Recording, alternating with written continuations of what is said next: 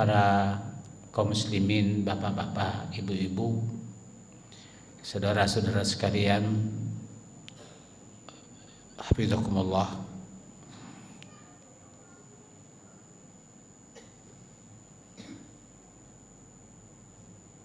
Ramadan dicanangkan oleh Allah untuk menghasilkan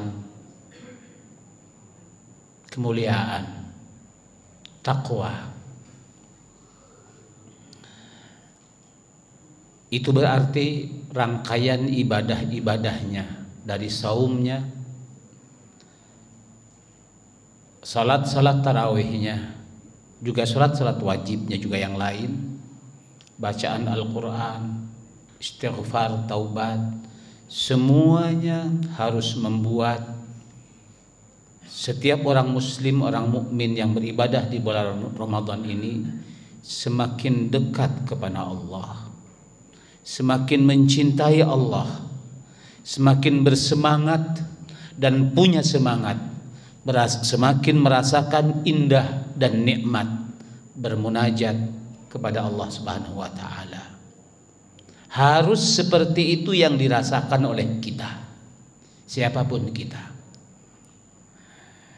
Apabila sudah sekian lama ini, sudah 6 hari kita lalui Ramadan ini, tapi keadaan batin kita biasa-biasa saja, belum membuahkan kenikmatan dalam bermunajat kepada Allah Subhanahu wa taala, maka hendaknya kita perbanyak istighfar lagi, perbanyak minta ampun kepada Allah, perbanyak permohonan maaf kepadanya, perbanyak memohon kepada Allah agar dihapuskan semua kesalahan-kesalahan itu. Syekh Muhammad bin Mukhtar As-Singkiti rahimahullah, beliau ditanya, apa persiapan yang semestinya yang terbaik untuk menghadapi musim-musim ketaatan. Musim ketaatan itu maksudnya Ramadan. Ramadan itu oleh orang-orang Arab sebagiannya mereka sebut dengan musim taat, karena memang hati kaum muslimin di bulan Ramadan itu jinak, gampang taatnya, jinak kepada Allah dan gampang taatnya. Beliau ditanya, apa persiapan yang harus kita persiapan? Kata beliau, kasratu al-istighfar. Udah perbanyak istighfar saja, perbanyak minta ampun kepada Allah. Persiapannya itu, yang paling utama itu, perbanyak istighfar. Kenapa harus diperbanyak istighfar untuk menghadapi bulan Ramadan? Kata beliau,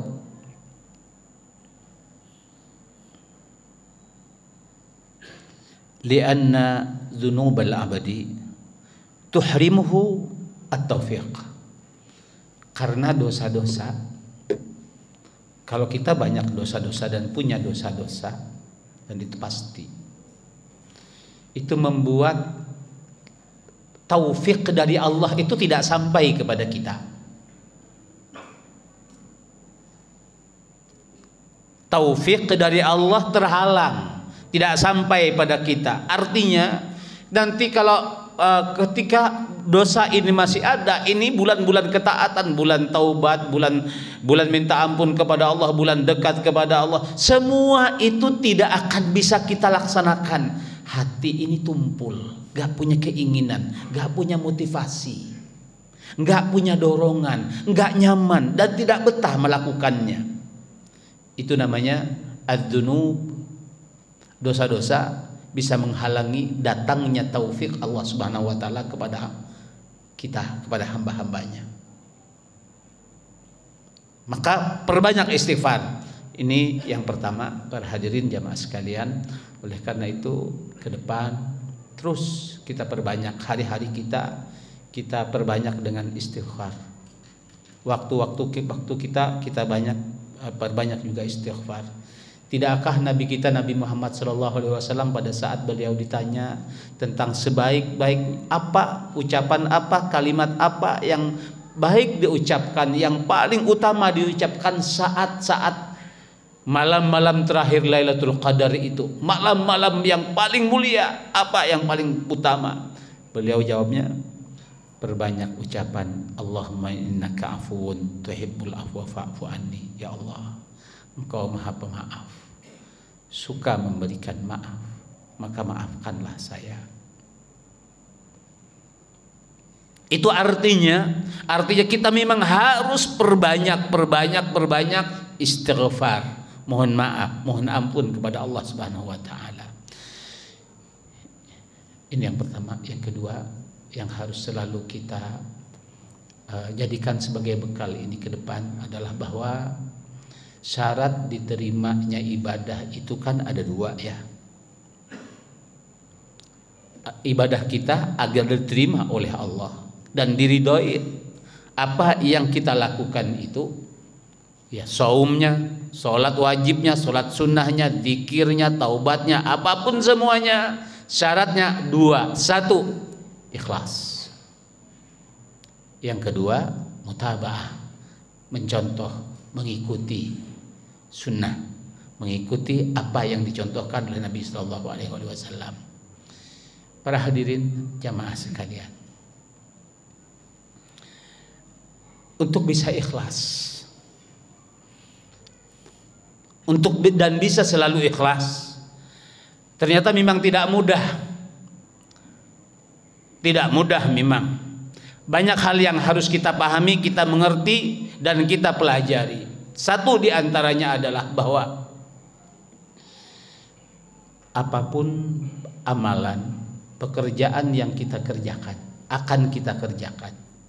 Ini sholat wajib nih, sholat isya. Nanti ada sholat tarawih. Mungkin ada akan baca Al-Quran. Apapun itu amalan.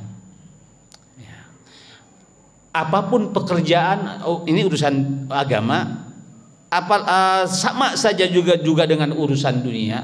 Manakala pekerjaan atau amalan itu belum kita sadari dan belum kita rasakan sebagai kebutuhan kita, maka cenderung kita tidak bisa ikhlas. Saya ulangi sekali lagi, apapun pekerjaan, amalan yang akan kita kerjakan, manakala belum kita sadari, belum kita rasakan bahwa pekerjaan ini kebutuhan saya membutuhkannya, maka pada saat itu kita tidak akan bisa ikhlas.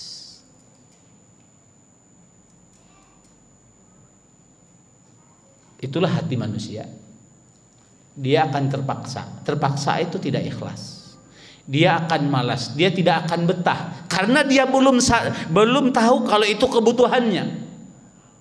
Orang itu cenderung akan mengerjakan sesuatu manakala dia sadar itu adalah kebutuhan saya. Kalau sudah kebutuhannya, seberat apapun pekerjaan itu, dia akan sanggup menanggungnya, dia akan betah di situ, dia akan perjuangkan apapun kalau memang pada pekerjaan itu terdapat apa yang dia butuhkan.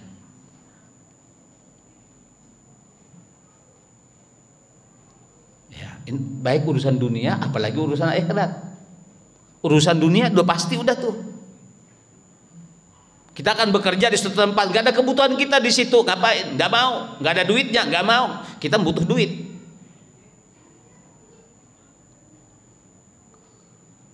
Ini sholat taraweh. Tadi saum, tadi sholat berjamaah, sholat isya.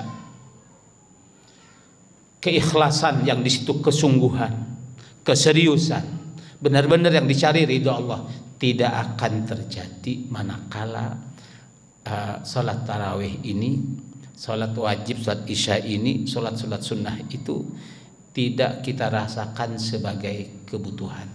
Karena itu mungkin ada di antara kita tadi sholat jamaah isyanya iya, tapi sholat sunnah ba'diyahnya enggak.